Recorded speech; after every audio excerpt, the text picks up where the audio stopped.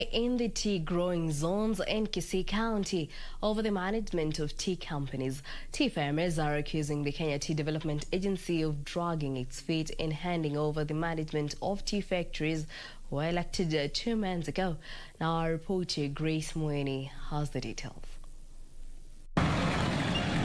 Trouble has been brewing in parts of tea growing zones in Kisii County.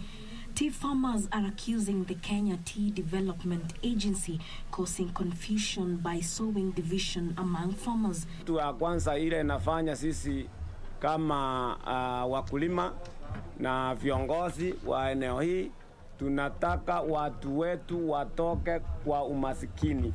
Wamenyanyaswa for long. KTDA is citing an ongoing case at the High Court in Nairobi, which is expected to rule on the legality of the elections that were held in April this year. Wakulima wamekuwa wakilia, wamelia siku nyingi sana. Wanataka wasaidiwe. Lakini hawajakuja. Hao kazi yao ni kuwaibia kutoka kwa buying centers, kuendelea mpaka kwa factory, mpaka mahali wanauza chai huko Mombasa. Representatives Peter Mumanyi and Zakari Motari has said the farmers will take charge of tea factories for sound management of their cash crop and proceeds decrying systematic exploitation of the farmers. We really don't know what is happening in this factory because the management are very elusive, always giving excuses, not meeting us. And you know, when we come to a board meeting like this and we don't have the unit manager who is the overall manager here, briefing us what is going on, then we get it very difficult. The new team is urging farmers to support the government's efforts to streamline the industry. Elsewhere, Kisii County has started registering coffee farmers biometrically to eliminate malpractices in the coffee industry.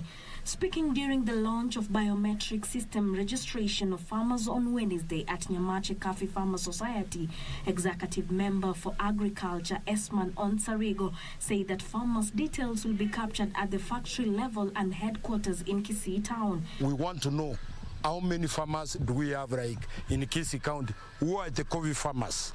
We also want to know where are they located? What is the number of trees they have? How many kilos are they able to produce?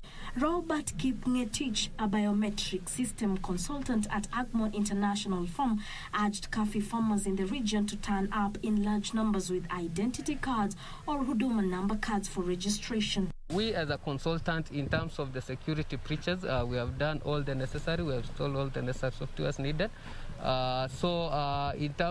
We believe that the data is safe, and since the new data commission is in place, we believe also new regulation also is going to come up, which is also going to help us.